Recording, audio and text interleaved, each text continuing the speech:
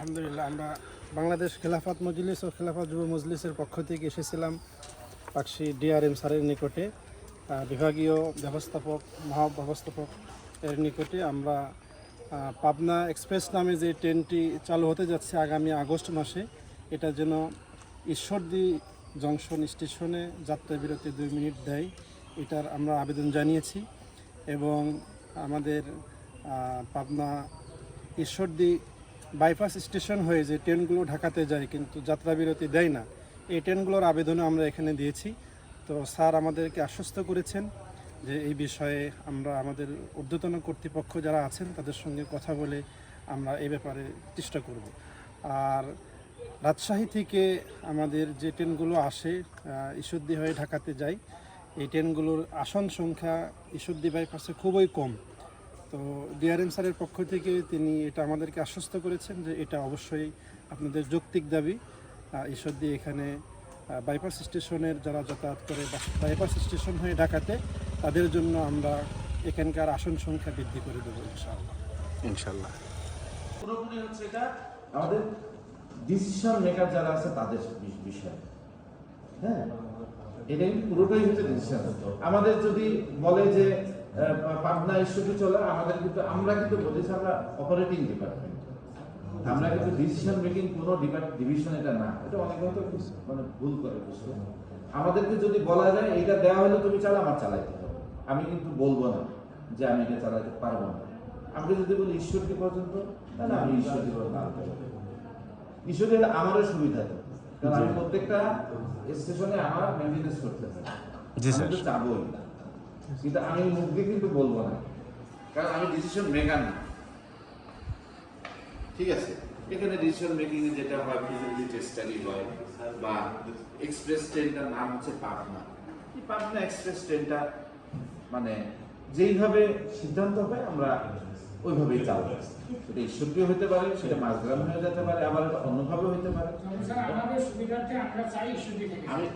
আমি বলতেছি সুবিধা তো, আমি তো বললাম আমার সুবিধা, আমার যাওয়া, আমার অপারেশনাল সুবিধাটা আছে। যেরকম 2 ভাবে চালানো যায় ট্রেনটা। আমার হচ্ছে ঈশ্বরদীর বেস হবে, ঈশ্বরদী থেকে আমার কিন্তু ইঞ্জিন বগি সবকিছু পাঠাতে হবে ঈশ্বরদী থেকে। তাহলে আপনি সিস্টেমটা কিভাবে করবেন? এইখান থেকে যায় প্রথমে পাবনায় যাবে, নাকি এখান থেকে প্যাসেঞ্জার নিয়ে পাবনায় যাবে, নাকি আগে প্রথমে এমটি পাবনা যাবে, পাবনা থেকে মাঝগ্রাম হয়ে ঈশ্বরদী আইসে ঢাকা যাবে, নাকি এখান থেকে প্যাসেঞ্জার নিয়ে পাবনা যাবে, পাবনায় প্যাসেঞ্জার নিয়ে মাঝগ্রামে ঘোরায় দিয়ে ঢাকা যাবে।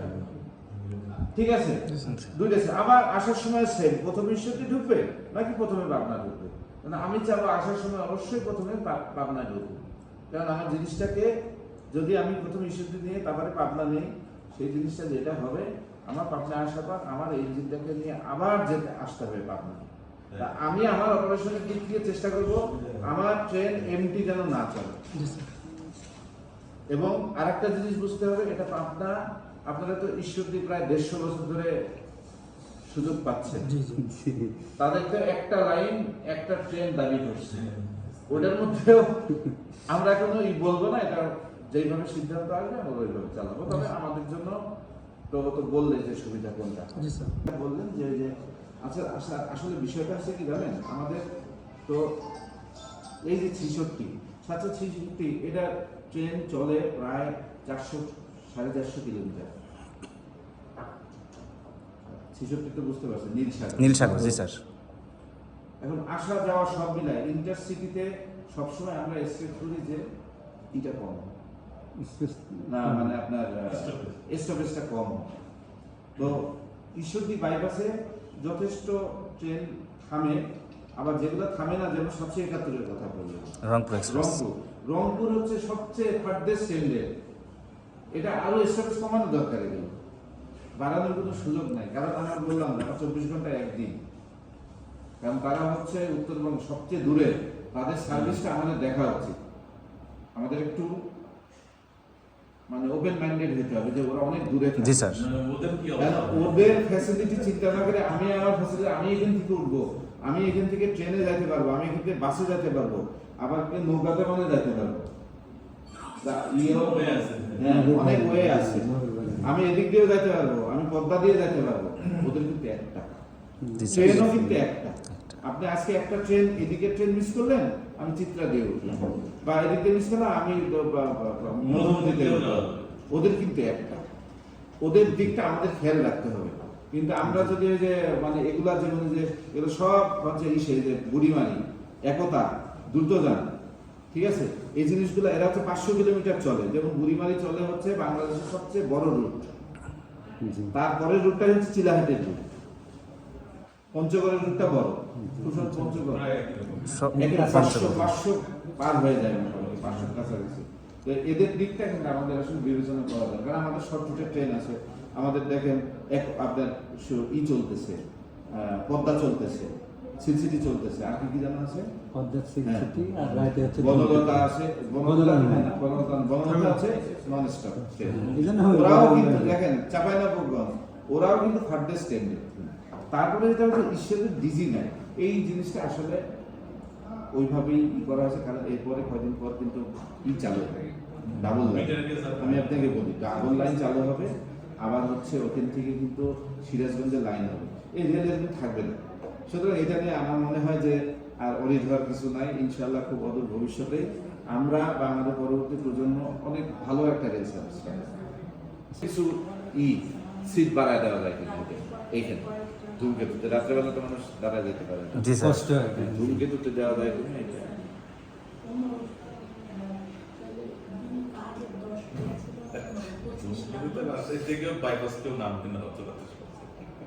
ধূমকেতু রাতে যায় তো স্যার, আসে তো না, দিন আমাদের বিষয়টি ধরেন যে যেখানে আমরা স্টার্ট টু এন্ডিং এ আমরা একটু বেশি রাখি, এই জন্য যেহেতু স্টার্টিং এ একটু বেশি হয়। 2 নাম্বার হচ্ছে যে আপনি ধরেন যে আমি একটা সিট ফাঁকা রাখলাম, ফর এক্সাম্পল রাজশাহী থেকে ঈশ্বরদী বাইপাস পর্যন্ত, এত রাত্রে আসলে কেউ ঈশ্বরদী আসবে, এটা পুরোটুকুই ফাঁকা থাকবে। তারপর আমার এখান থেকে এতটুকু, তাহলে ওই যে ওই জায়গাটা ফাঁকা থাকলো, মানে থিওরিটিক্যাল হিসাবে আমি ধরে নেবো এখান থেকে 100 বসে, এখান থেকে 100, অনেক এটা ইন জেনারেল বলতেছি। আমার মনে হয় যে তারপর আমি বৃদ্ধি করা যায় কিনা। আর আপনি হচ্ছে ডিসিও পাকশি, ওনার ফোন নাম্বারটা এটা আপনারা যেমন যেটা বলছেন জামালপুরের, এটা আমরা এই করলাম।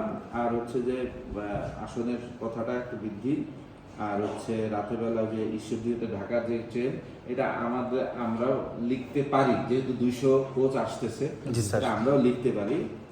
এটা কিন্তু আমাদের এটা আমি দেখবো ওদের সাথে কথা বলে। আর ধূমকেতুতে সিট বৃদ্ধি করা যায় কিনা, তো এই মোটামুটি এগুলা আমরা ই করবো। আর বাকিগুলো আমি ব্যাখ্যা দিলাম, আসলে ডুয়েল বেস্ট ওইভাবে আসলে অ্যাডাপ্ট করাটা খুব টাফ হবে। যাবে না তা বলতেছি না, অবশ্যই যাবে, কিন্তু আমাদেরও তো কিছু সীমাবদ্ধতা আছে। আমাদের আমি প্রথমে আমার বক্তব্য যেটা চলে উদ্দেশ্যে মাঝে আমি আপনার যেটা পাঠাইছিলাম একটু পড়ছিলাম আর কি, এই পার্সপেক্টিভে আমি কিছু কথা বললাম। আমার যেটা মনে হয় যে আমাদের ডুয়েল গেজ যখন হয়ে যাবে, এই এলাকা পুরোটাই চেঞ্জ হয়ে যাবে। হ্যাঁ, তখন যখন ডুয়েল ই করবে, ওই দিকেও যাবে, এদিকেও যাবে, ঠিকটা। আর এখন দেখেন যে ইসে আসতেছে পাবনায় এদিকে ঢুকুক আর না ঢুকুক, মাঝগ্রাম পর্যন্ত তো আসবে, মাঝগ্রাম পর্যন্ত তো আসবে। আপনি পাবনা পর্যন্ত যদি টিকিট কাটেন, তারপর মাঝগ্রামে নামে কিন্তু আপনি শুধু চলে আসতে পারবেন। কিন্তু রাত্রে যাওয়ার বিষয় যেটা বললেন, আগে যেমন আপনাদের সুন্দরবন ছিল, জি স্যার, ঠিক আছে, সুন্দরবনের পরিবর্তে তো অন্য কোনো রিপ্লেসমেন্ট দেওয়া হয়। আসলে বুঝতে হবে এক এক জায়গার ইম্পর্টেন্স কিন্তু আস্তে আস্তে। শুনেন, একটা সময় আপনাদের কুষ্টিয়া ছিল মানে এই উপমহাদেশের সাংস্কৃতিক একটা সেন্টার, সেই কুষ্টিয়ার কিন্তু গুরুত্ব কমছে, কিন্তু অন্য জায়গার গুরুত্ব বাড়ছে সাথে সাথে ওর যে কমছে তা না, ওর জায়গা থেকে আগাইতে পারে না। সবসময় যে একটা ছিল, একটা সময় ছিল দেখেন ঘাট কিন্তু খুবই গুরুত্বপূর্ণ জায়গা আছে সিরাজগঞ্জ, মানে ওখানে ছিল আমাদের ম্যানুয়াল অনুসারে এগুলোতে এ ক্লাস আপনারা করছেন 70 কিলোমিটারে মিনিমাম 70 কিলোমিটার মন্ত্রণালয়ের সার্কুলার আছে, মিনিমাম 70 কিলোমিটারের নিচে প্রথম থেকে পরবর্তী স্টপেজ হবে না। আমরা যেটা করতেছি পাবলিক, কিন্তু মানে বর্তমান পরিস্থিতির উপরে আমাদের মানে আপনারা পারতেছেন না, কিন্তু আমরা সমস্যা আছে। যেটা বলতেছিলেন স্লো যাওয়া আর থামার মধ্যে পার্থক্য আছে। আমাদের এটা যে ডিজেল ইঞ্জিন, এইটা স্টার্ট হতে এবং থামতে মোটামুটি একটা জায়গায় যে আমরা স্টপেজ দেই না 15 থেকে 20 মিনিট লেট হয়ে যায় একটা ট্রেনটা। জি ছোট শর্ট রুট একটা ছিল, ঠিক আছে। যেমন দেখেন আপনাদের এই যে অনেক কিন্তু আছে, পদ্মা, সিটি, ধূমকেতুতে বলেছেন যে আসল, হ্যাঁ এই জিনিসটা আমি একটু ডিসিও আছে তাকে একটু ইন্টারভিউ করতে বলবো, তাতে কোনো বক্তব্য থাকে। ওই যে ঢাকাগামী যে 763-750 বাইপাস এলাকায় আসন সংখ্যা কম, আর রাজশাহীতে আসন ফাঁকা থাকে, এটা বলতেছে আর কি। আমাদের ইস্যুতে টিকিট পাওয়াই যায় না স্যার।